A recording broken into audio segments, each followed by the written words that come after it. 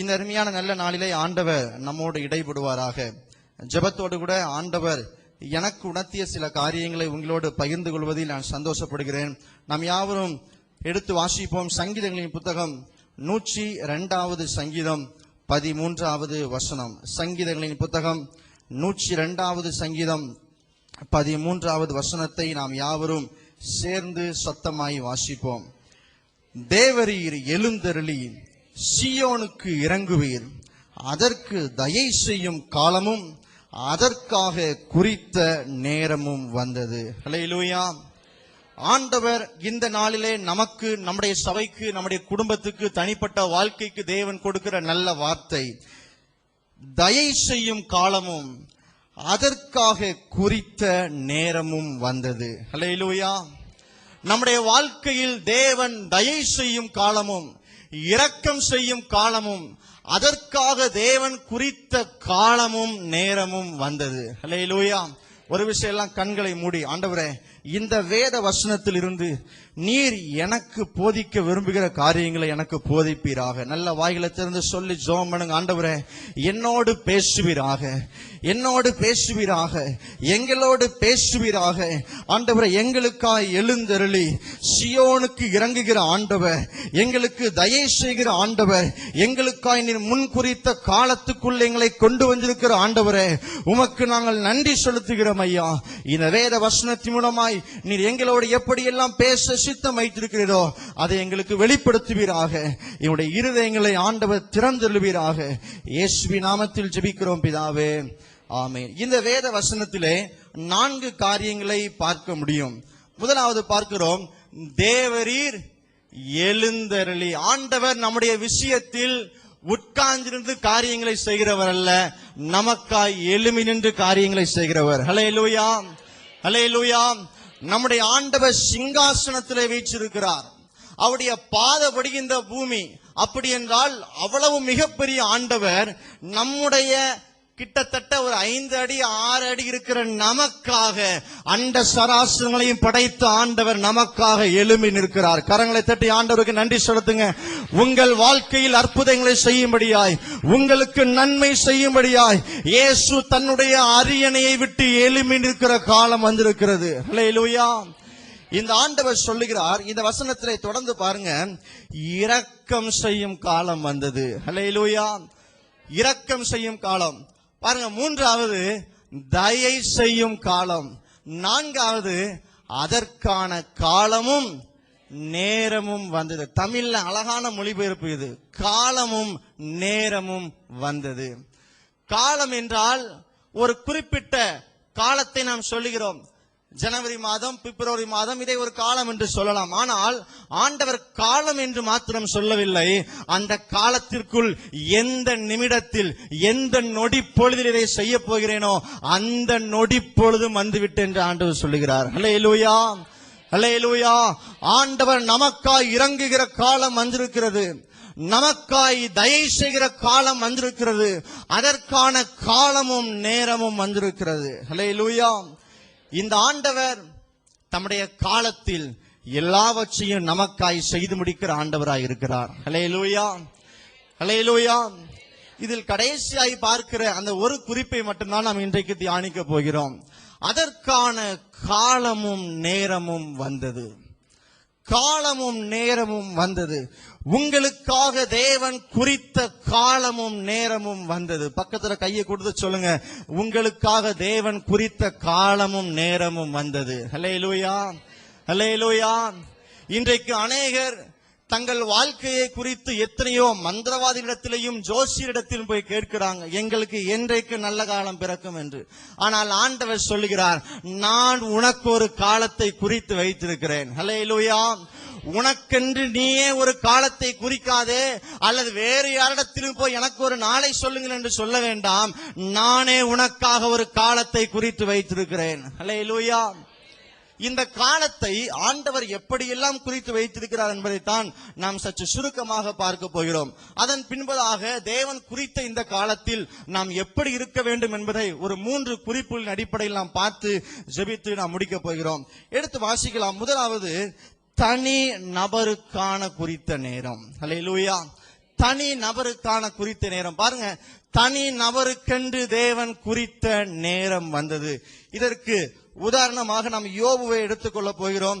அவர் எடுத்து வாசிப்போம். யோபு 23வது அதிகாரம் 14வது வசனம். யோபு 23:14. எனக்கு குறித்திருக்கிறதை அவர் நிறைவேற்றுவார். யோபு எல்லாவற்றையும் இழந்த நிலைமையில், எல்லாவற்றையும் விட்டு அவன் சோர்ந்து போய் தன்னுடைய சரீரத்தில் பலவிதமான துன்பத்தை அனுபவிக்கிற நேரத்தில் அவர் சொல்லுகிற வார்த்தை, எனக்கு குறித்ததை அவர் நிறைவேற்றுவார். தேவன் எனக்கென்று ஒரு குறித்த காலம் ஒன்று வைத்திருக்கிறார். அந்த காலத்தில் நான் இப்படிப்பட்ட நிலையில் இருக்க போவது இல்லை. என்னுடைய தனிப்பட்ட வாழ்க்கையில் தேவன் ஒரு மிகப்பெரிய மாற்றத்தை உண்டு பண்ண போகிறார் என்கிற நம்பிக்கை அவருக்குள்ளாய் இருந்தது. ஹல்லேலூயா. அதே அதிகாரத்திலே 6வது வசனத்தை நாம் பாருங்கள். அவர் தம்முடைய மகா வல்லமையின்படியே என்னோட வழக்காடுவாரோ, அவர் அப்படி செய்யாமல் என் மேல் தயை வைப்பார். கரங்களை தட்டி ஆண்டவருக்கு நன்றி செலுத்துங்க. என் மேல தயை வைக்க யாரும் இல்லை, எனக்கு இரக்கம் பாராட்ட யாரும் இல்லை. எனக்காக குறித்த நாள் என்றைக்கு என்று கேள்விக்குறியோடு இந்த இடத்தில் அமர்ந்திருக்கலாம். இந்த யோபு பக்தனை போல சொல்லுங்கள், எனக்கென்று தேவன் குறித்த காலத்தில் எனக்காக தேவன் எல்லாவற்றையும் நிறைவேற்றி முடிப்பார். ஹல்லேலூயா. அவர் என்னோடு வழக்காடுகிற தேவன் அல்ல, அவர் எனக்கு தயை பாராட்டுகிற ஆண்டவராயிருக்கிறார். ஹல்லேலூயா. உங்களுக்கு தயை செய்யும் காலம் வந்தது. உங்களுக்கு இரக்கம் செய்யும் காலம் வந்தது. என்னுடைய தனிப்பட்ட வாழ்க்கையில் பலவிதமான போராட்டத்தோடு நான் வாழ்ந்து கொண்டிருக்கிறேன். என் வாழ்க்கையில் நான் எதிர்பார்க்கிற ஆசீர்வாதம் எனக்கு இல்லை. நான் எதிர்பார்க்கிற நன்மையை என்னுடைய தனிப்பட்ட வாழ்க்கையில் அனுபவிக்க முடியவில்லை என்று ஏக்கத்தோடு இருக்கலாம். என்னிடத்தில் இருந்த எல்லாவற்றையும் இழந்து போய் இருக்கிறேன். ஆண்டவரைத்தான் தேடுகிறேன். சபைக்கு வாரம் தோறும் வருகிறேன். ஆண்டவருக்கு உண்மையாய் கொடுக்கிறேன். உண்மையான வாழ்க்கை வாழுகிறேன். ஆனாலும் என்னுடைய வாழ்க்கையை இழப்பு, ஆனாலும் என்னுடைய வாழ்க்கை கேலிக்குரியதா இருக்கிறது. என்னை விட்டு எல்லாம் எடுபட்டு விட்டது, என்னை விட்டு எல்லாரும் போய்விட்டார் என்று சோர்ந்து போய் இந்த இடத்தில் அமர்ந்திருக்கலாம். ஆனால் யோபு பக்தனை போல இன்றைக்கு அறிக்கை இடுங்கள், நான் இப்படியே வாழப் போகிறவன் அல்ல. எனக்கென்று தேவன் ஒரு குறித்த காலத்தை வைத்திருக்கிறார். அந்த நேரத்தை சீக்கிரத்தில் நான் காண போகிறேன். அவர் என் மேல் தயவு காட்டப் போகிறார். ஹல்லேலூயா. ஹல்லேலூயா. ஆண்டவர் உங்கள் வாழ்க்கைக்கென்று சொன்ன காரியத்தை நிச்சயமாகவே அவர் நிறைவேற்றி முடிப்பார். ஹல்லேலூயா. நமக்கு அந்த நம்பிக்கை இருக்கிறது. ஆனால் அன்றைக்கு யோபுவின் வாழ்க்கையை சற்று யோசித்து பாருங்கள். யோபுவை பார்த்து ஆண்டவர் சொல்லல, இன்னும் கொஞ்ச நாள் தான்ப்பா அந்த உபத்திரம் இருக்கும் அப்படிலாம் ஆண்டவர் சொல்லல. வேதமே அருளப்படாத அந்த நாட்களிலும், தன்னுடைய மனசாட்சியின்படி கடவுளை தேடிய அந்த நாட்களிலும் அந்த யோபு தன்னுடைய நாவினால் ஆண்டவரை குற்றப்படுத்தவில்லை, இருதயத்திலிருந்து ஆண்டவரை வேதனைப்படுத்தவில்லை. நான் ஆராதித்து என்ன பலன் என்று ஆண்டவரை கேட்கவில்லை. அவனோ பொறுமையோடு காத்திருந்தான். எனக்கு ஒரு குறித்த காலம் உள்ளது. ஹல்லேலூயா. ஹல்லேலூயா. அப்படிப்பட்ட யோபு பக்தனை அன்றைக்கு அப்படிப்பட்ட நிச்சயத்தோடு வாழ முடியுமானால், இன்றைக்கு புதிய ஏற்பாட்டு காலத்தில் வேத வசனத்தை கையில் வைத்திருக்கிற நாம் அதிக நிச்சயத்தோடு நம்மால் வாழ முடியும். ஹல்லேலூயா. ஹல்லேலூயா. நிச்சயமாய் ஆண்டவர் அற்புதங்களை செய்வாராக. தனி நபருக்கென்று தேவன் குறித்த காலம் வந்தது. உங்க வாழ்க்கையை குறித்து நீங்க யோசித்துக் கொண்டிருக்கலாம். என்னை வைத்து ஆண்டவர் என்ன செய்ய போகிறார், என் வாழ்க்கையை கொண்டு ஆண்டவர் என்ன செய்ய போகிறார், என் வாழ்க்கை எப்படியாய் முடியும், என் எதிர்காலம் எப்படியாய் மாறும் என்று பலவிதமான கேள்விக்குறிகளோடு இந்த இடத்தில் அமர்ந்திருக்கலாம். ஆண்டவர் உங்கள் வாழ்க்கைக்காக அவர் எழுந்தருளி தயை செய்து அந்த காலத்தில் அதை நிறைவேற்ற போகிறார். ஹல்லேலூயா. ஹல்லேலூயா. அதே யோபு 42வது அதிகாரம் 12வது வசனத்தில் இருந்து 17வது வசனம் வரைக்கும் நாம் வாசித்து பார்ப்போமானால், அங்கே யோபுவை ஆண்டவர் எந்த அளவிற்கு ஆசீர்வதித்தார் என்பதை நாம் பார்க்க முடியும். கர்த்தர் யோபுவின் முன்னிலைமையை பார்க்கிலும் அவன் பின்னிலைமையை ஆசீர்வதித்தார் என்று வேதத்திலே நாம் வாசிக்கிறோம். ஹல்லேலூயா. உங்கள் முன் நிலைமையை பார்க்கிலும் உங்கள் பின் நிலைமை ஆசீர்வாதமா இருக்க போகிறது. ஹல்லேலூயா. உங்களுக்காக ஒரு நாளை குறைத்து வைத்திருக்கிறார். அந்த நாள் அது ஆசீர்வாதத்தின் நாள். ஹல்லேலூயா.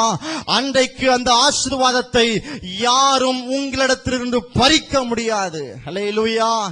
இழந்ததை பெற்றுக் கொள்ளும் நாள் உங்களுக்காக வைக்கப்பட்டிருக்கிறது. இழந்ததை இரட்டத்தனையாக அனுபவிக்கிற நாள் உங்களுக்காக வைக்கப்பட்டிருக்கிறது. ஹல்லேலூயா. ஹல்லேலூயா. ஆண்டவர் உங்கள் வாழ்க்கைக்கென்று ஒரு திட்டத்தை, ஒரு காலத்தை ஆண்டவர் வரையறை செய்து வைத்திருக்கிறார். ஹல்லேலூயா. உங்கள் வாழ்க்கை குறித்து நீங்களே தீர்மானம் செய்து கொள்ள வேண்டிய அவசியம் இல்லை. உங்களுக்காக ஒரு குறித்த காலத்தில் அவர் எல்லாவற்றையும் செய்து முடிக்க போதுமான ஆண்டவராயிருக்கிறார். ஹல்லேலூயா.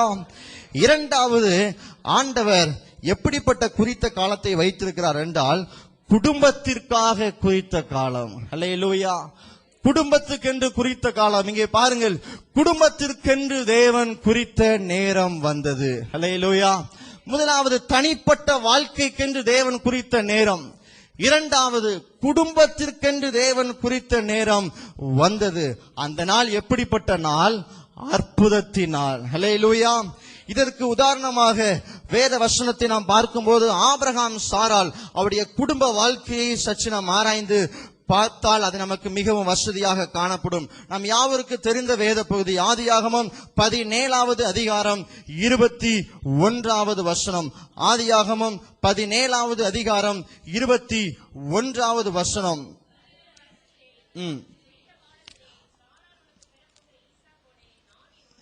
இங்கே ஆண்டவர் சொல்லுகிற காலம், குறித்த காலத்திலே சாராள் உனக்கு பெறப்போகிற ஈசாக்கோடே நான் என் உடன்படிக்கையை ஏற்படுத்துவேன். ஆண்டவர் ஆபிரகாமுக்கு ஒரு குறித்த காலத்தை வைத்திருந்தார். ஆபிரகாமுக்கு ஒரு குறித்த நேரம் ஒன்றை வைத்திருந்தார். அந்த நாளும் அந்த நேரமும் அது அற்புதத்தின் நாளாக காணப்பட்டது. இது சொல்லப்பட்ட போதோ அதை நம்ப முடியாத ஒரு சூழ்நிலை. ஆனாலும் அந்த நாளை ஆபிரகாம் கண்டான். ஹல்லேலூயா. இந்த 17வது அதிகாரத்திலே ஆண்டவர் ஆபிரகாமோடு சொல்லுகிறதை பார்க்கிறோம்.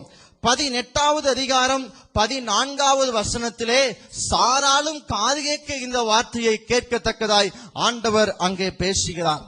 இந்த 2 அதிகாரத்திலும் 2 காரியங்களை பார்க்க முடியும். 17வது அதிகாரம் 17வது வசனத்தை வாசிப்போமானால், ஆபிரகாம் அவன் தரையில விழுந்து சிரிக்கிறான். ஆபிரகாம் தரையில் விழுந்து சிரிக்கிறான். 18வது அதிகாரத்திலே 13வது வசனத்தை பார்க்கும்போது, சாராளோ அவள் கூடார வாசலில் இந்த திரைக்கு பின்பதாக இருந்து நகைத்தாள். அல்லேலூயா. கணவனும் சிரிக்கிறான், மனைவியும். இந்த ஆண்டவர் தெரிஞ்சுதான் சொல்றாரா? எங்க வயது என்ன ஆச்சு? பிள்ளை பேர் இல்லாத அளவிற்கு என்னுடைய கற்பம் செத்து போய்விட்டது.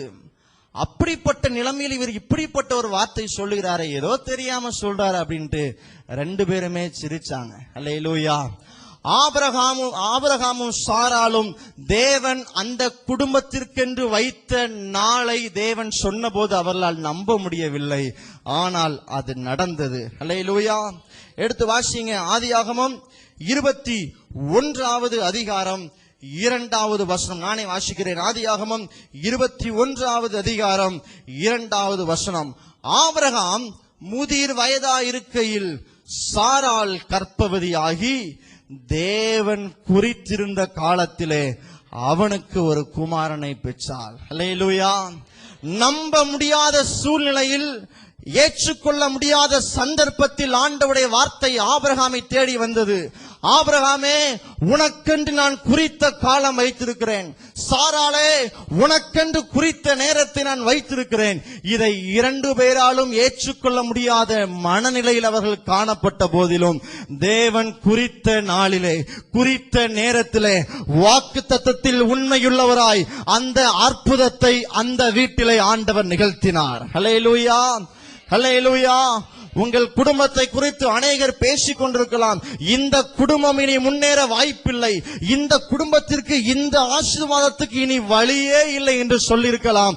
ஆனால் இன்றைக்கு ஆண்டவர் உங்களோடு பேசிக் கொண்டிருக்கிறார். வழி இல்லை என்று சொல்லுகிற உங்கள் குடும்பத்திற்கு தான் ஆண்டவர் முதலாவது அற்புதத்தை செய்ய போகிறார். ஹல்லேலூயா, ஹல்லேலூயா. உங்கள் குடும்பத்திற்கென்று ஆண்டவர் ஒரு குறித்த காலத்தை வைத்திருக்கிறார். அந்த நாளிலே எதையும் யாரும் தடுக்க முடியாது. ஹல்லேலூயா, ஹல்லேலூயா. ஒருவேளை உங்கள் குடும்பத்தை மிரட்டி கொண்டிருக்கலாம், உங்கள் குடும்பத்தின் சூழ்நிலை தலையீழா இருக்கலாம். என் வாழ்க்கை இருளான வாழ்க்கையா இருக்கிறது என்று, என் குடும்பத்தின் நிலைமை பரிதாபமாக இருக்கிறது என்று நாமே நம்முடைய குடும்பத்தை குறித்து நினைத்துக் கொண்டிருக்கலாம். பரவாயில்லை, இன்றைக்கு ஒரு விசுவாசம் உங்களுக்குள்ளாய் வரட்டும். தேவன் என்னுடைய குடும்பத்துக்காய் ஒரு காலத்தை வைத்திருக்கிறார். நான் இப்படியே வாழ்ந்து மரிப்பதற்காய் தெரிந்து கொள்ளப்பட்டவன் அல்ல. என் வாழ்க்கையிலும் ஒரு மாற்றம் உண்டாகும், என் குடும்பத்திலும் ஒரு மாற்றம் உண்டாகும். ஹல்லேலூயா, ஹல்லேலூயா. அந்த மாற்றத்தை நாம் சீக்கிரத்திலே காணப்போகிறோம். அதற்காக தேவன் குறித்த நேரம் வந்தது. விசுவாசிக்கிறவர்கள் ஆமென் சொல்லுவோமா? ஆமென், ஹல்லேலூயா. அதற்காக தேவன் குறித்த நேரம் வந்தது. ஹல்லேலூயா, ஹல்லேலூயா. உங்க குடும்பத்தின் மேல பலவிதமான கண்கள் இருக்கலாம். இந்த குடும்பத்தை பழி வாங்க வேண்டும், இந்த குடும்பத்தை ஒன்றுமில்லாமல் ஆக்க வேண்டும். எத்தனை பேர் எழும்பினாலும் உங்கள் குடும்பத்துக்கென்று தேவன் குறித்த அந்த நாளிலே அந்த மேன்மையையும் அந்த பாதுகாப்பையும் அந்த ஆசீர்வாதத்தையும் யாராலும் தடுக்க முடியாது. ஹல்லேலூயா, ஹல்லேலூயா. ஒரு அற்புதமான சாட்சி ஒன்றை கடந்த நாளிலே நான் வாசிக்க நேர்ந்தது. மத்திய ஆப்பிரிக்காவிலே ஹிட்டு என்கிறதான ஒரு கிராமத்திலே ஒரு போதகர் குடும்பம் என்று வசித்து வந்தது. மத்திய ஆப்பிரிக்காவிலே ஹிட்டு என்கிறதான ஒரு கிராமம். அந்த கிராமத்திலே ஒரு போதகர் அவர் ஊழியம் செய்து வருகிறார். அந்த போதகர் குடும்பத்துக்கு பக்கத்து கிராமத்திலிருந்து மிகப்பெரிய எதிர்ப்பு வந்து கொண்டே இருந்திருக்கிறது. உன்னை பழி வாங்க வேண்டும், உன்னை குடும்பத்தோடு நாங்கள் எரிக்க போகிறோம், நீ இல்லாத நேரத்தில் வீட்டை நாங்கள் அடிச்சு தரமட்டம் ஆகிறோம் அப்படின்னா பலவிதமான சவால்களை ஒவ்வொரு நாளும் சொல்லிக் கொண்டே இருந்தார்கள். இந்த போதகர் குடும்பத்தாரும் ஒவ்வொரு நாளும் தன்னுடைய ஜெபத்தில், ஆண்டவரே எங்க குடும்பத்துக்கு ஒரு முடிவு வராதா?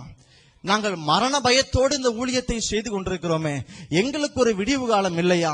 இந்த பகுதியில் சந்தோஷமாய் துணிகரமாய் எங்களால் தலை நிமிர்த்த முடியாத நிலைமையில் நாங்கள் வாழ்ந்து கொண்டிருக்கிறோமே, வெளியே போனாலே மரணம் என்கிற நிலைமையில் எங்கள் வாழ்க்கை இருக்கிறதே, ஆண்டவரே எங்களுக்கு ஒரு அற்புதத்தை செய்யும் என்று அவர் அனுதினமும் ஜெபித்துக் கொண்டு வந்தார்.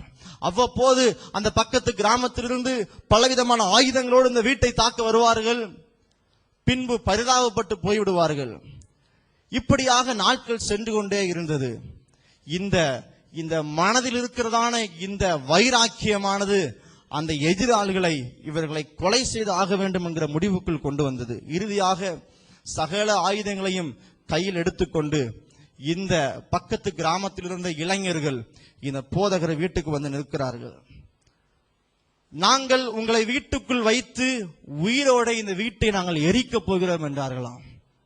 இந்த வீட்டை நாங்கள் உயிரோடு நீங்கள் உள்ள இருக்கும் போதே நாங்கள் வீட்டில் தீய வச்சு உங்களை எரிக்க போறோம் அப்படின்னாங்களாம்.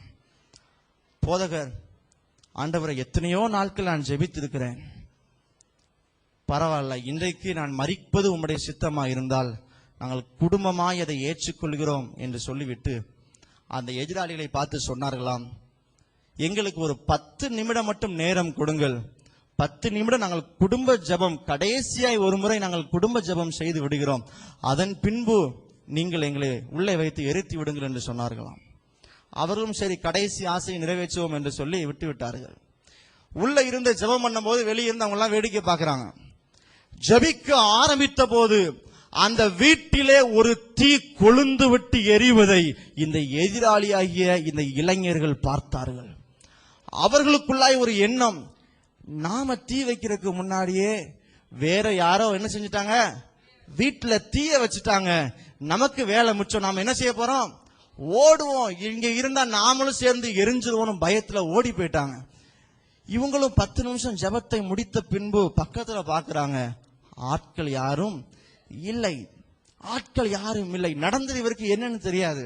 இதை குறித்து அவர் ஒரு நாள் வெளியரங்கமான ஒரு கன்வென்ஷன் கூட்டத்திலே அந்த போதகர் இந்த சாட்சியை சொல்லிக் கொண்டிருந்தாராம். சொல்லும் போது அந்த கூட்டத்தின் நடுவே ஒரு வாலிபன் எழும்பி நின்று ஐயா என்று கூப்பிடும் போது, தம்பி என்னப்பா சொல்லு. அந்த சம்பவம் நடந்தபோது அந்த இடத்தில் நானும் நின்றேன். என்னுடைய கையிலும் ஆயுதத்தை ஏந்தி கொண்டுதான் நான் வந்தேன். நீங்கள் ஜெபிக்க ஆரம்பித்த போது உங்கள் வீட்டின் மேலே ஒரு பயங்கரமான தீ எரிவதை நாங்கள் நேரடியாய் கண்டோம். அந்த அக்கினியை எங்களால் தாங்கிக் கொள்ள முடியாமல் பயந்து போய் நாங்கள் ஓடிவிட்டோம். நாங்கள் எல்லாரும் ஓடி போன பின்பு தனியாக உட்கார்ந்து யோசித்து பார்த்தோம். தூரத்தில் இருந்ததை பார்க்கிறோம், தீ எரிகிறது. ஆனால் வீட்டில் ஒரு சின்ன ஒரு சேதம் கூட வரவில்லை. பின்புதான் புரிந்து கொண்டோம், நீங்கள் ஜெபிக்கிற ஜெபத்தில் ஒரு வல்லமை இருக்கிறது. ஆண்டவர் அந்த செயல் மூலமா எங்களை ரட்சித்தார் என்று சொன்னார்கள். ஹல்லேலூயா, ஹல்லேலூயா. பல ஆண்டுகளாய் இந்த குடும்பத்தினால் என் குடும்பம் பாதிக்கப்படுகிறது, இந்த குடும்பத்தினால் நான் வேதனைப்படுகிறேன் என்று சொல்லி நீங்கள் குடும்பமாய் அழுது கொண்டிருக்கலாம். அவர்களுக்கு முன்பாக உங்கள் குடும்பத்தை ஆண்டவர் மேன்மைப்படுத்த போகிறார். அதற்கான குறித்த காலம் வந்தது. ஹல்லேலூயா, ஹல்லேலூயா. ஆபிரகாம் ஏற்றுக்கொள்ள முடியாத நிலைமையிலும் அந்த வாக்குத்தத்தம் வந்தது. அந்த வாக்குத்தத்தம் தேவனிடத்திலிருந்து வந்தபடியினாலே அது 100% அப்படியே நிறைவேறியது. ஹல்லேலூயா. மூன்றாவது ஒரு காரியத்தை நாம் பார்க்க போகிறோம். மூன்றாவது ஒரு காரியம், தேசத்திற்காக தேவன் குறித்த நேரம். தேசத்திற்காக தேவன் குறித்த நேரம். இதற்கு அடையாளமாக நாம் 2 காரியங்களை நாம் பார்க்க போகிறோம். முதலாவது, யாவரையும் எடுத்துக்கொள்வோம். யாத்திராகமம் 9வது அதிகாரம் 5வது வசனம். யாத்திராகமம் 9வது அதிகாரம் 5வது வசனம் நான் வாசிக்கிறேன். மேலும் நாளைக்கு கர்த்தர் இந்த காரியத்தை தேசத்தில் செய்வார் என்று சொல்லி கர்த்தர் ஒரு காலத்தை குறித்தார் என்றும் எபிரேயருடைய தேவனாகிய கர்த்தர் சொல்லுகிறார் என்றும் அவனிடத்தில் சொல் என்றார். ஹல்லேலூயா. இஸ்ரவேல் ஜனங்கள் எகிப்திலே அடிமையா இருக்கும் போது அந்த ஜனங்கள் ஆண்டவரை நோக்கி முறையிட்டார்கள், ஆண்டவரை நோக்கி கூக்குரலிட்டார்கள். அந்த சத்தத்தை கேட்ட ஆண்டவர் தம்முடைய தாசனாகிய மோசேயை கொண்டு அந்த ஜனங்களை விடுதலையாக்கி அவர் திட்டமிட்டார்.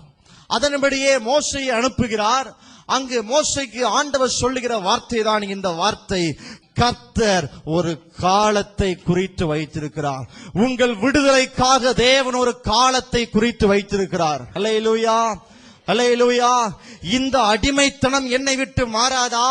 என் தேசத்தில் இப்படிப்பட்ட அடிமைத்தனங்கள் இருக்கிறதே, இந்த அடிமைத்தனம் என்னை விட்டு மாறாதா? எங்கள் தேசத்தை விட்டு மாறாதா?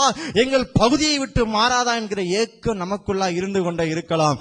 தேவன் அதற்காக ஒரு குறித்த காலத்தை வைத்திருக்கிறார். ஹல்லேலூயா.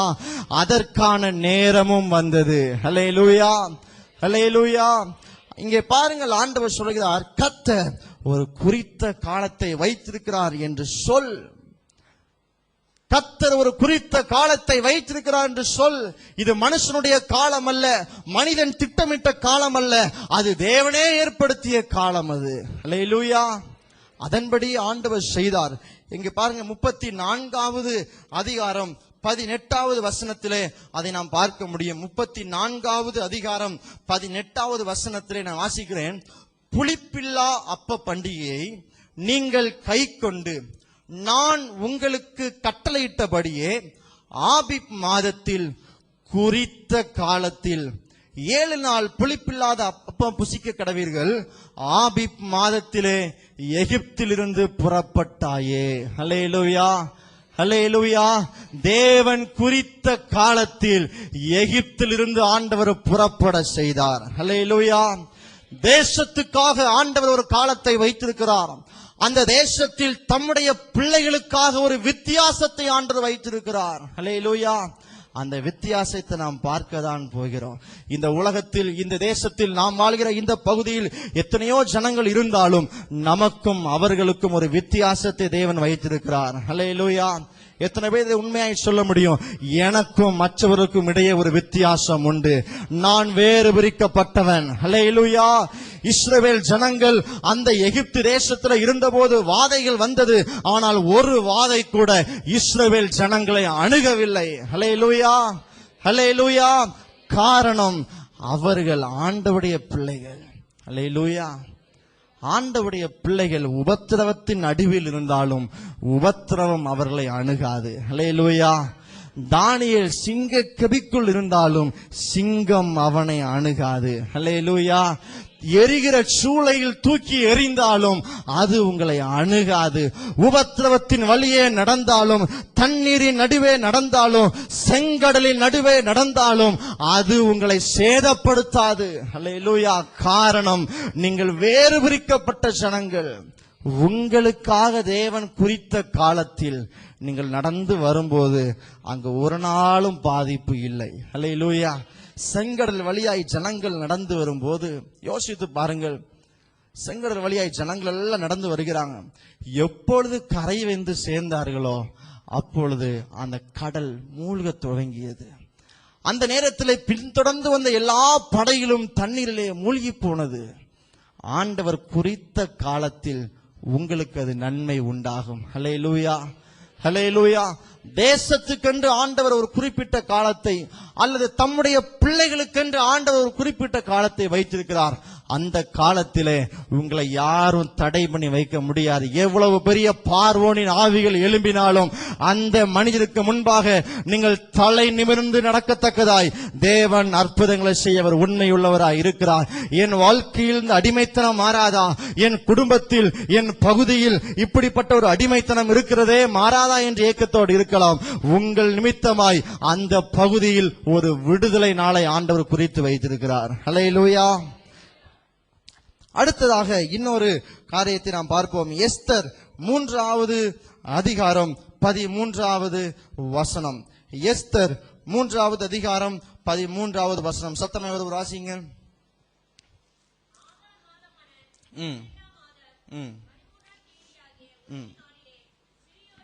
இங்க கவனிங்க. ஆமான் இங்கே நாள் குறிக்கிறார். என்ன நாள்? 12ஆம் மாதம் 13ஆம் தேதியாகிய அந்த ஒரே நாளில் யூத ஜனங்கள் எல்லாரையும் அழிக்க வேண்டும். யூத ஜனங்கள் அனைவரையும் அழிக்க வேண்டும் என்று ஆமான் ஒரு நாளை நியமிக்கிறார். உங்கள் வாழ்க்கையிலும் கூட, நம்முடைய வாழ்க்கையிலும் கூட நமக்காக பிசாசு ஒரு நாளை குறித்து வைத்து அந்த நாளில் இவனை ஒன்றுமில்லாமல் ஆக்கிவிட வேண்டும் என்று திட்டமிடலாம். சில நேரங்களில் ஆண்டவர் இதற்கும் அனுமதி கொடுக்கிறார். அல்லேலூயா. ஆனால் அது தலையிலாய் மாறும். அல்லேலூயா, அல்லேலூயா. இங்கே பிசாசு ஒரு நாள் குறிக்கிறான். இந்த நாளிலே 12ஆம் மாதத்தில் 13ஆம் தேதி தேடினாலும் யூத ஜனங்கள் இருக்கக்கூடாது. சிறியோர் துவைக்கு பெரியோர் வரைக்கும் எல்லாரையும் அழித்து போட வேண்டும். எல்லா நாடுகளுக்கும் கட்டளைகள் அனுப்பி ஆயிடுச்சு. அப்படிப்பட்ட நிலைமையில் தம்முடைய பிள்ளைகள் ஒருமனப்பட்டு ஜெபித்தார்கள். உபவாசத்தோடு காரியங்களை செய்தார்கள். நடந்த காரியம் என்ன? அதே எஸ்தர் புத்தகத்தில் 9வது அதிகாரம் 1வது வசனத்தை நாம் எல்லாரும் சேர்ந்து சத்தமாய் வாசிக்கலாமா? 9வது அதிகாரம் 1ஆம் வசனத்தை நாம் யாவரும் சேர்ந்து வாசிப்போம். ராஜாவின் வார்த்தையின்படியும் அவனுடைய கட்டளையின்படியும் செய்யப்படுகிறதுக்கு ஆதார் மாதம் என்கிற 12ஆம் மாதம் 13ஆம் தேதியிலே யூதரின் பகைஞர் அவர்களை மேற்கொள்ளலாம் என்று நம்பினார்களே, அந்நாளில்தானே யூதரானவர்கள் தங்கள் பகைஞரை மேற்கொள்ளும்படிக்கு மாறுதலாய் முடிந்தது. கரங்களை தட்டி ஆண்டவருக்கு நன்றி செலுத்துங்க. பிசாசு என்றைக்கு உங்களை அழிக்க திட்டமிடுகிறானோ அதே நாளில் ஆண்டவர் பிசாசை அழிக்க திட்டமிட்டு வைத்திருந்தார். ஹல்லேலூயா, ஹல்லேலூயா. பிசாசு உங்கள் குடும்பத்தை அழிக்க, உங்கள் வாழ்க்கையை அழிக்க, உங்கள் வாழ்க்கையை நிர்மூலம் பண்ண அநேக திட்டங்களை அவன் வழிவகுக்கலாம். ஆனால் பொறுமையாய் இருங்கள். செய்ய வேண்டியதை மாத்திரம் செய்து கொண்டு இருங்கள். அந்த நாளிலே காரியம் தலைகீழாய் முடியும். ஹல்லேலூயா, ஹல்லேலூயா. அங்கு நடந்த காரியங்களை எல்லாம் பார்க்கும்போது மிகவும் தலைகீழாய் மாறியது. அங்கே 17வது வசனத்தை பார்க்கிறோம். 13ஆம் தேதியிலே இப்படி செய்து 14ஆம் தேதியிலே இளைப்பாரி அதை விருந்துண்டு சந்தோஷப்படுகிற பண்டிகை நாட்களாக்கினார்கள். ஹல்லேலூயா, ஹல்லேலூயா. எந்த நாளில் இவர்களை அழிக்க வேண்டும் என்று பிசாசு திட்டமிட்டானோ அதே நாளில் திட்டமிட்டவர்கள் அழிந்து போனார்கள். அடுத்த நாள் பிணமாய் இருக்க வேண்டிய யூதர்கள் இளைப்பாரி கொண்டிருக்கிறார்கள். அதன் பின்பு ஒரு பண்டிகை கொண்டாட ஆரம்பித்தார்கள். இன்றைக்கு வரைக்கும் இந்த பண்டிகை கொண்டாடப்படுகிறது. பூரீம் என்கிற பகுதியில பூரீம் என்கிற பெயரில் இன்றைக்கு வரைக்கும் இந்த பண்டிகை கொண்டாடப்பட்டு வருகிறது. துக்கமாய் முடிய வேண்டிய அந்த நாள் சந்தோஷமாய் முடிந்தது. அவர்கள் துக்கம் சந்தோஷமாய் மாறியது. ஹல்லேலூயா. உங்கள் வாழ்க்கையில் நான் சந்தோஷத்தோடு இருந்து பல நாட்கள் ஆகிவிட்டது, என் வாழ்க்கையில் இந்த துக்கத்துக்கு ஒரு முடிவில்லையா என்று ஏங்கிக் கொண்டிருக்கலாம். என்றைக்கு உங்களுக்கு பிசாசு ஒரு இறுதி நாளை வச்சிருக்கிறானோ அன்றைக்கு தான் ஆண்டவர் உங்களுக்கு துவக்க நாளையே குறிக்க போகிறார். ஹல்லேலூயா. பிசாசு குறிக்கும் இறுதி நாள் என்பது ஆவிக்குரிய பிள்ளைகளுக்கு அதுதான் துவக்கத்தினால். ஹல்லேலூயா, ஹல்லேலூயா. ஆணித்தரமாக சொல்லி வைத்துக் கொள்ளுங்க, என் வாழ்க்கையை குறித்து பிசாசு என்றைக்கு ஒரு இறுதி நாளை குறிக்கிறானோ அன்றைக்கு தான் என் வாழ்க்கையின் ஓட்டத்தின் முதல் நாள் ஆரம்பிக்கிறது. ஹல்லேலூயா, ஹல்லேலூயா. அதுதான் உண்மை. இந்த ஜனங்களுடைய வாழ்க்கையில் ஆண்டவர் மிகப்பெரிய மாறுதலை செய்தார், மிகப்பெரிய மாற்றத்தை ஆண்டவர் கட்டளையிட்டார். அந்த தேசமே ஆண்டவரை அறிகிற அளவுக்கு ஆண்டவர் காரியங்களை செய்தார். ஹல்லேலூயா, ஹல்லேலூயா. இதே ஆண்டவர் இன்றைக்கு நம் நடுவே இருக்கிறார். இதே ஆண்டவர் உங்கள் நடுவே இன்றைக்கும் இருந்து கொண்டிருக்கிறார். உங்கள் குடும்பத்திலே இதே ஆண்டவர் கிரியை செய்கிறார். நம்முடைய சபையிலே ஆண்டவர் இதே போல கிரியை செய்து கொண்டிருக்கிறார். உங்களை அழிக்க வேண்டும், உங்களை பழி வாங்க வேண்டும், உங்களை ஒன்றுமில்லாமல் ஆக்க வேண்டும் என்று திட்டமிடும் போதே குறித்து வைத்துக் கொள்ளுங்கள். அந்த நாளிலே பிசாசை குறித்து ஆண்டவரும் ஒரு திட்டத்தை வழிவகுத்து வைத்து விட்டார். ஹல்லேலூயா. டாக்டர் சொல்லலாம், இவ்வளவு நாள் தான் பண்ண உயிரோட இருப்ப, அவ்வளவுதான். மருத்துவ விஞ்ஞானத்தின்படி டாக்டர்கள் நாள் குறித்து கொடுக்கலாம். ஆனால் ஆண்டவர் அந்த நாளை மாறுதலாய் முடிய பண்ணுவார். ஹல்லேலூயா. என்னுடைய வாழ்க்கை குறித்து நான் தைரியமா எங்கு போனாலும் சொல்ல முடியும், என்னுடைய வாழ்க்கை ஆண்டவர் மாறுதலாய் முடிய பண்ணினார்.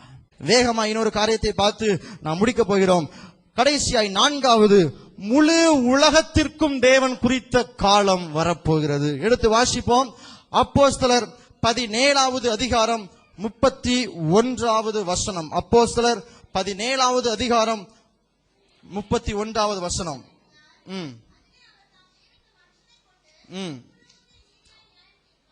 பூலோகத்தை நீதியாய் நியாயம் தீர்ப்பார்.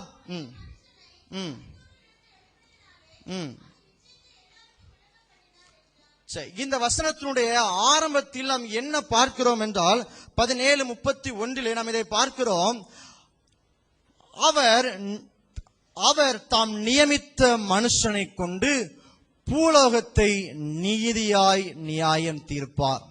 முன்பதாக வாசிக்கிறோம், அந்த வசனத்தின் ஆரம்பத்தில் ஒரு நாளை குறித்து வைத்திருக்கிறார். ஹல்லேலூயா. உங்கள் வாழ்க்கைக்கு மாத்திரமல்ல, உங்கள் குடும்பத்துக்கு மாத்திரமல்ல, நம்முடைய தேசத்துக்கு மட்டுமல்ல, முழு உலகத்திற்கும் ஒரு குறித்த நாளை ஆண்டவர் வைத்திருக்கிறார். அது நியாய தீர்ப்பின் நாள். அது நியாய தீர்ப்பின் நாள். நம்முடைய செயலுக்கான பலனை பெற்றுக் கொள்ளுகிற நாள். நம்முடைய செயலுக்கான மேன்மைகளையும் தண்டனைகளையும் பெற்றுக் கொள்கிற நாள். அது நியாய தீர்ப்பின் நாள். அந்த நாள் சீக்கிரத்திலே வரப்போகிறது. ஹல்லேலூயா. ஆண்டவருடைய வருகைக்கு ஆயத்தப்படுகிற ஒரு மனநிலை இன்றைக்கு நமக்குள்ளா இருக்க வேண்டும். நியாய தீர்ப்பின் நாள் என்றைக்கோ இல்லை, சீக்கிரத்தில் அது வரப்போகிறது.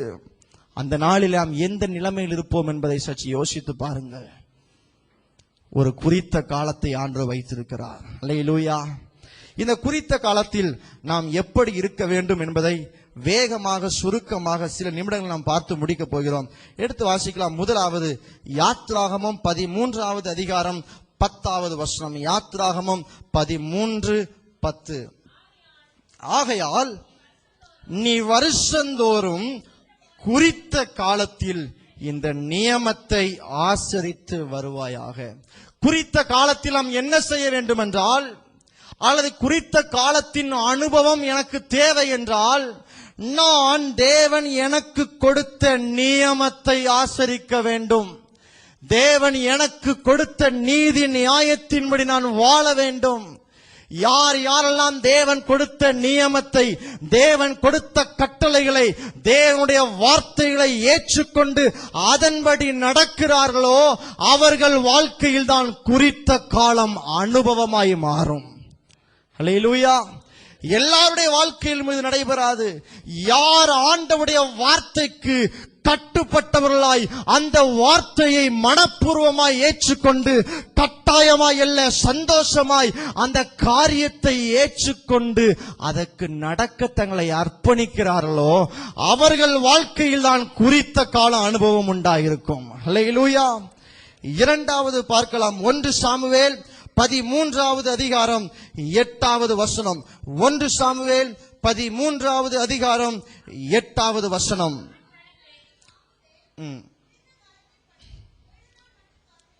குறித்த காலத்தின்படி 7 நாள் மட்டும் காத்திருந்தான். சாமுவேல் கில்காலுக்கு வரவில்லை. ஜனங்கள் அவனை விட்டு சிதறி போனார்கள். இந்த சம்பவம், இந்த பின்னணியம் நம் யாவருக்கும் தெரிந்தது. அங்கு சாமுவேல் வர தாமதிக்கும் போது சவுல் அவசரப்படுகிறார். ஜனங்கள் சிதறடிக்கப்படுகிறதை பார்த்தபோது அந்த காலத்திற்கு முந்திக் கொள்ளுகிறார். குறித்த காலத்தில் எப்படி இருக்க வேண்டும் என்றால் பொறுமையாக இருக்க வேண்டும். அல்லேலூயா, அல்லேலூயா. ஒரு வசனம் ஒன்று ஆபகுக்கிலே 2வது அதிகாரம் 3வது வசனத்தை ஒருவர் சத்தமாய் வாசியுங்கள். ஆபகுக் 2:3. குறித்த காலத்துக்கு தரிசனம் இன்னும் வைக்கப்பட்டிருக்கிறது. முடிவிலே அது விளங்கும். அது பொய் சொல்லாது. அது தாமதித்தாலும் அதற்கு காத்திரு. அல்லேலூயா. இங்கே சவுலால் தாமதத்தை பார்த்தபோது காத்திருக்க முடியவில்லை. அந்த குறித்த காலத்தில் அடங்கி இருக்க முடியவில்லை. அந்த பலத்த கரத்துக்குள்ள அடங்கி இருக்கிற நிலைமையை அவனால் ஏற்றுக்கொள்ள முடியவில்லை. ஆகவே அவன் வாழ்க்கை மாறுதலாய் முடிந்து விட்டது. அல்லேலூயா, அல்லேலூயா. குறித்த காலத்தில் நாம் பொறுமையா இருக்க வேண்டும். சில நேரத்தில் நாம் செய்வோம், ஐயோ நான் இவ்வளவு வேதனைப்படுகிறேன் ஆண்டவருக்கு தெரியாதா, இவ்வளவு சஞ்சலப்படுகிறேன் ஆண்டவருக்கு தெரியாதா. ஆண்டவருக்கு எல்லாம் தெரிந்தாலும் சில நேரங்களில் அவர் பொறுமையா இருப்பார். அல்லேலூயா, அல்லேலூயா. 2 பேர் குளத்திலே விளையாடி கொண்டிருந்தார்கள், குளித்துக் கொண்டிருந்தார்கள். ஒருவனுக்கு மாத்திரமே நீச்சல் தெரியும். இதில் 2 பேருமே தண்ணீருக்குள் முங்க வேண்டிய ஒரு சந்தர்ப்பம் வந்தபோது நீச்சல் அடிக்க தெரிந்தவன் நீச்சல் அடித்து தப்பித்துக் கொண்டான். ஆனால் நீச்சல் அடிக்க தெரியாதவனோ குளத்துள்ளே அவன் மாட்டிக்கொண்டான். நீச்சல் அடிக்க தெரிந்தவனால் உள்ளே மூழ்கி கொண்டிருக்கிற அவனை காப்பாற்ற முடியும். ஆனாலும் அந்த செயலை அவன் செய்யவில்லை. கொஞ்ச நேரம் வெயிட் பண்ணும். ஒரு முறை அவன் வேகமா குதித்து என்னை காப்பாற்றுங்கள் என்று சொல்லி அவன் வேகமா உள்ள குதிச்சு திரும்ப உள்ள மூழ்கிறான். 2வது விஷயம், தன்னுடைய சுய பலத்தை கொண்டு மீண்டுமாய் அவன் துள்ளி குதிக்கிறான். என்னை காப்பாற்றுங்கள் என்று அலறிக்கொண்டே கீழே விழுகிறான். 3வது முறையும் தன்னுடைய முழு பலத்தையும் பயன்படுத்தி யாராயிலும் என்னை காப்பாற்றுங்கள் என்று கதறிக்கொண்டே கீழே விழுந்தான். அதன் பின்பு அவனால் எழும்ப முடியவில்லை. அப்பொழுதுதான் கரையிலே காத்து கொண்டிருந்த அந்த சகோதரன் வந்து அவனை காப்பாற்றினான். அல்லேலூயா. சில நேரத்தில் ஆண்டவர் ஏன் தெரியுமா தாமதமா இருக்கிறாரு? நான் சுய பலத்தை சார்ந்திடக்கூடாது என்பதற்காகவே ஆண்டவர் தாமதிக்கிறார். நான் சுயத்தில் எதையும் செய்ய முடியாது என்பதை எனக்கு கற்றுக் கொடுக்கும்படியாகவே ஆண்டவர் தாமதிக்கிறார். அவன் சுயபலத்தில் துள்ளி கொண்டிருக்கும் போது ஒருவன் காப்பாற்ற போனால் என்ன நடக்கும் தெரியுமா? இவனும் சேர்ந்து அவனோடு தண்ணீருக்குள் முழுக வேண்டிய ஒரு அபாயம் வந்துவிடும். எனக்கு அருமையான ஆண்டவருடைய பிள்ளைகளே, சுயபலத்தின் மேல் என்றைக்கு என்னுடைய அனைத்து காரியமும் செயலற்று விடுகிறதோ அன்றைக்குத்தான் ஆண்டவர் காரியங்களை செய்கிறார். அல்லேலூயா. அதுவரைக்கும் நாம் பொறுமையாக இருக்க வேண்டும். 3வது ஒரு காரியத்தை பார்ப்போம். மார்க் 13வது அதிகாரம் 32, 33 சத்தமாய் வாசியுங்கள். மார்க் 13வது அதிகாரம் 32, 33.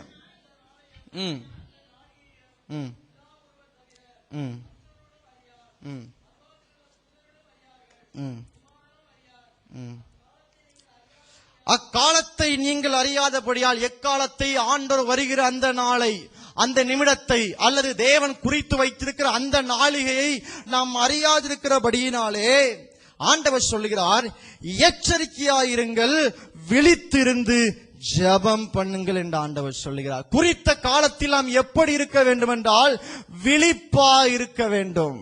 அல்லேலூயா. விழிப்பானா தூங்காமே முழிச்சுக்கிட்டு இருக்கிறது இல்ல. விழிப்பு. அங்கே அந்த ஆண்டவர் அந்த விழிப்புக்கு அழகான ஒரு டெபினிஷன் கொடுக்கிறாரு. எப்படியா, எச்சரிக்கையா இருங்கள், விழித்திருந்து ஜெபம் பண்ணுங்கள். அதாவது விழித்திருந்து ஜெபம் பண்ணுங்களா, ஒரு நாள் நைட்டு தூங்காதீங்க அப்படி கிடையாது. அந்த ஜெப மனநிலையோடு கூட, ஆண்டவரோடு உள்ள அந்த தொடர்பின் ஐக்கியத்தோடு கூட 24 மணி நேரம் வாழக்கூடிய ஒரு அனுபவம் நமக்கு தேவை. ஹல்லேலூயா. இந்த நாட்களிலே பொல்லாத உபதேசங்கள், தவறான உபதேசங்கள் ஏராளமாய் பெருகி கொண்டிருக்கிற இந்த காலத்திலே உபதேசத்தை குறித்து நாம் எச்சரிக்கையா இருக்க வேண்டும். குறித்த காலத்தில் நம்முடைய இடரப்பண்ணும்படியாய் பிசாசு அநேக தவறான உபதேசங்களை இன்றைக்கு உலகத்தில் கொண்டு வந்து கொண்டிருக்கிறான். எச்சரிக்கையா இருக்க வேண்டும். நாம் பலவிதமான காரியத்தை செய்ய முடியாதபடி பிசாசு தடை செய்து கொண்டே இருக்கிறான். நாம் எச்சரிக்கையா இருக்க வேண்டும். இரவு முழுவதும் பேசிக்கொண்டே இருக்க வேண்டும் என்றால் நல்லா பேசிக்கொண்டே இருப்போம். 1 மணி நேரம் ஜெபம் பண்ணோம் அப்படின்னா நமக்கு தூக்கம் வருது. ஆண்டவர் அந்த காரியத்தை நமக்கு ஞாபகப்படுத்துகிறார். ஏன் தூக்கம் வருது? 4 பேரோட பேசிக்கொண்டிருக்கும் போது சந்தோஷமா இருக்க முடிகிறதே, ஆனால் தனித்து ஜெபம் பண்ணும் போது மாத்திரம் ஏன் அந்த தூக்கம் என்ன வருது? பிசாசு அங்கே தடை செய்து கொண்டிருக்கிறான். இதற்கெல்லாம் நம்ம எச்சரிக்கையா இருக்க வேண்டும். ஹல்லேலூயா, ஹல்லேலூயா. 2 வாரம் யோசிச்சு பாருங்க. ஞாயிற்றுக்கிழமை கரெக்டா ஆலயத்துக்கு வருகிற நேரத்துல என் சொந்தக்காரங்க வந்துகிட்டு இருக்காங்களே, இது தற்செயலா நடக்குதோ நம்ம யோசிப்போம். ஆனா தொடர்ந்தேச்சியா இப்படிப்பட்ட காரியம் நடந்து கொண்டிருந்தா யோசிக்க வேண்டும். என் வாழ்க்கையில நான் ஆண்டவரை ஆராதிக்க முடியாதபடி பிசாசு இப்படிப்பட்ட நபர்களை அனுப்பி கொண்டிருக்கிறான். எச்சரிக்கையா இருக்க வேண்டும், விழிப்பா இருக்க வேண்டும். குறித்த காலத்திலே நம்மை தூங்க செய்யும்படியாய் பிசாசு அநேக காரியங்களை செய்வான். நாமோ விழிப்பா இருக்க வேண்டும். ஹல்லேலூயா, ஹல்லேலூயா. விழிப்பாய் நாம் செயல்பட வேண்டும், விழிப்பாய் நாம் செயல்பட வேண்டும். ஆண்டவர் உங்களுக்காய் ஒரு காலத்தை வைத்திருக்கிறார். உங்களுக்கு தயவு செய்யும் காலம் வந்தது, உங்களுக்கு இரக்கம் செய்யும் காலம் வந்தது. உங்களுக்காக ஒரு காலத்தை ஆண்டவர் வைத்திருக்கிறார். உங்கள் குடும்பத்துக்காக ஒரு குறித்த காலத்தை வைத்திருக்கிறார். உங்கள் தேசத்துக்காக ஒரு குறித்த காலத்தை வைத்திருக்கிறார். முழு உலகத்துக்கும் ஒரு குறித்த காலத்தை தேவன் வைத்திருக்கிறார். இந்த நாட்களிலே நாம் எப்படி இருக்க வேண்டும்? நாம் வேற வசனத்தை வாசித்து அதன்படியே நம்முடைய வாழ்க்கையை அமைத்துக் கொள்ள வேண்டும். இரண்டாவதாய், நாம் வாக்கு தத்தத்தை பிடித்துக் கொண்டு பொறுமையோடு அடங்கி இருக்க கற்றுக்கொள்ள வேண்டும். மூன்றாவது, எந்த சூழ்நிலையிலும் நாம் விழிப்பா இருக்க வேண்டும். இது குறித்த காலத்துக்கு நம்மை ஆயத்தப்படுத்தும், குறித்த காலத்தை நம்முடைய வாழ்க்கையில் அனுபவமாக்கும். ஹல்லேலூயா. நம்ம எல்லாம் எழுமின்னு நாம் ஜெபிக்க போகிறோம். யாவரும் எழுமின்னு இருப்போமா? ஆண்டவருடைய சமூகத்தில் நாம் பார்த்த இந்த காரியங்களை மனதிலே வைத்து நம்ம எல்லாரும் சேர்ந்து ஜெபிக்க போகிறோம். ஹல்லேலூயா. நம்முடைய ஆண்டவர் நல்லவர், நம்முடைய ஆண்டவர் நல்லவர். நல்ல வாய்களை திறந்து ஸ்தோத்திரம் பண்ணுங்க. ஆமே, ஹல்லேலூயா. தாம் தெரிந்து கொண்ட சீயோனுக்கு இரக்கம் செய்யும் காலம் வந்தது. தாம் தெரிந்து கொண்ட சீயோனுக்கு தயை செய்யும் காலம் வந்தது. எனக்கு அருமையான ஆண்டவருடைய பிள்ளைகளே, உங்கள் வாழ்க்கையில் ஆண்டவர் குறித்த நேரம் வந்திருக்கிறது. ஆமே, உங்கள் வாழ்க்கையில் தேவன் நியமித்த காலம் வந்திருக்கிறது. ஆமே, இந்த காலத்திலே நீ மௌனமா இருந்தால் ரட்சிப்பு வேறு பக்கமாய் போய்விடுமே. ஹல்லேலூயா. ஆமே, எழும்பி பிரகாசி, உன் ஒளி வந்தது. இதுவே அனுக்கிரக நாள், இதுவே ரட்சிப்பின் நாள், இதுவே ஆண்டவர் உங்களுக்காய் நியமித்த நாள். இந்த நாளிலே மகிழ்ந்து கலிகுருவோமாக. நல்ல வாய்களை திறந்து ஆண்டவருக்கு நன்றி செலுத்துங்க. ஆண்டவரே, என் வாழ்க்கையில ஆண்டவரே நீர் குறித்த நாள் வந்தபடினாலே நன்றி செலுத்துகிறோம். விசுவாசிக்கிறவர்கள் ஸ்தோத்திரம் பண்ணுங்க. விசுவாசிக்கிறவர்கள் ஆமென் சொல்லுங்க. விசுவாசிக்கிறவர்களை ஏற்றுக்கொள்ளுங்க. விசுவாசிக்கிறவர்கள் அறிக்கை பண்ணுங்க. விசுவாசிக்கிறவர்கள் உங்களை ஒப்பு கொடுங்க. ஆண்டவரே, என் வாழ்க்கையில நீர் குறித்த காலம் வந்தது. என் சபைக்கென்று நீர் குறித்த காலம் வந்தது. ஆண்டவர், இனி என் வாழ்க்கை மாறப் போகிறது. இனி என் குடும்பத்தின் நிலைமை மாறப் போகிறது. இனி என் தேசத்தின் நிலைமை மாறப் போகிறது. எங்கள் வாழ்க்கையில் அப்படிப்பட்ட காலத்தை நீர் வைத்திருக்கிறபடினாலே நன்றி செலுத்துகிறோம் ஐயா. நன்றி ஆண்டவரே, நன்றி ஆண்டவரே. ஹல்லேலூயா. ஆமென். தேவன் கொடுத்த இந்த குறித்த காலத்துக்காய் நல்ல கரங்களை தட்டி ஆண்டவருக்கு நன்றி செலுத்துங்க. நன்றி ஆண்டவரே. ஆண்டவரே, உம்முடைய பிள்ளைகள் வாழ்க்கையிலே குறித்த நேரத்தில் காரியங்களை செய்வீராக, குறித்த நேரத்தில் காரியங்களை நடப்பிப்பீராக.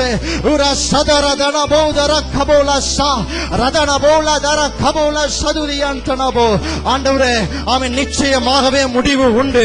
உன் நம்பிக்கை வீண் போகாது. அருமையான சகோதரனே, சகோதரியே, உன் நம்பிக்கை வீண் போகாது. உன் நம்பிக்கை வீண் போகாது. நெடுநாளாய் காத்திருப்பது இருதயத்தை இளைக்க பண்ணும். ஆமென். நெடுநாளாய் காத்திருப்பது இருதயத்தை இளைக்க பண்ணும். நீ விரும்பின காரியம் இப்பொழுது வரப்போகிறது. ஹல்லேலூயா. ஏற்றுக்கொள்கிறவர்கள் சந்தோஷமாய் கரங்களை தட்டி ஆண்டவருக்கு நன்றி செலுத்துங்க. ஆண்டவரே, உமக்கு நன்றி, நன்றி, நன்றி ஆண்டவரே, நன்றி ஆண்டவரே. ஆண்டவரே, நீர் வைத்த இந்த குறித்த காலத்துக்காய் நன்றி செலுத்துகிறோம். இந்த நாட்களிலே நாங்கள் வேத வசனத்தின்படி வாழ எங்களை அர்ப்பணிக்கிறோம். கரங்களை உயர்த்தி சொல்லுங்க, ஆண்டவரே, வேத வசனத்தின்படி எங்கள் வாழ்க்கை அமைவதாக. வேத வசனத்தை ஆராய்ந்து எங்கள் வாழ்க்கையை மாற்றிக்கொள்ள எங்களுக்கு உதவி செய்வீராக. எங்கள் வாழ்க்கையில் மாற்றத்தை ஏற்படுத்தக்கூடிய ஒரே புத்தகம் அது வேதம் என்பதை புரிந்து கொள்ள எங்களுக்கு உதவி செய்வீராக. ஒரு கடமைக்காய் அல்ல ஆண்டவரே, கடமையாய் வாசிக்க எங்களுக்கு உதவி செய்வீராக. ஹல்லேலூயா. இந்த குறித்த காலத்திலே ஆண்டவரே, நாங்கள் பொறுமையா இருக்க எங்களுக்கு உதவி செய்வீராக. சொல்லுங்க ஆண்டவரை பார்த்து, ஆண்டவரே, பொறுமையா இருக்க எங்களுக்கு உதவி செய்யுங்கப்பா.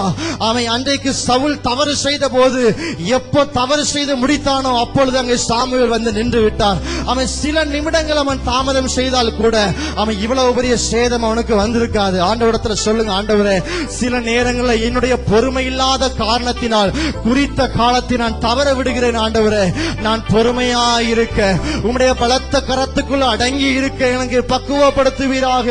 எங்களை பக்குவப்படுத்துவீராக. நன்றி ஆண்டவரே, நன்றி ஆண்டவரே சொல்லி ஜெபம் பண்ணுங்க. தலைமைத்துவத்துக்கு அடங்கி இருக்க என்னை பக்குவப்படுத்துவீராக. ஆண்டவரே, உமக்கு நாங்கள் நன்றி செலுத்துகிறோம் ஐயா. ஆமே. மூன்றாவது, ஆமே, விழித்திருக்க வேண்டும். இந்த குறித்த காலத்திலே நம்மை இடரச் செய்யும்படியாய், நம்மை பின்வாங்க செய்யும்படியாய், நம்மை தூங்கி விழச் செய்யும்படியாய் பிசாசு அநேக திட்டங்களை செய்து கொண்டிருக்கிறான். சொல்லுங்க ஆண்டவரே, நான் விழிப்பா இருக்க எனக்கு உதவி செய்யுங்கப்பா. நான் எச்சரிக்கையா இருக்க உபதேச செய்வீராக.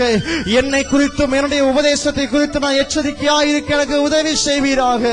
ஆமே. ஹல்லேலூயா. ஆமே. ஆண்டவர் அப்படிப்பட்ட அற்புதங்களை ஏற்ற நேரத்தில் செய்ய போகிறபடினாலே நல்ல கரங்களை தட்டி ஆண்டவருக்கு நன்றி செலுத்துவோமாக. நன்றி ஆண்டவரே. எனக்கு குறித்ததை நிறைவேற்றி முடிப்பவர் நீரே ஐயா, நீரே.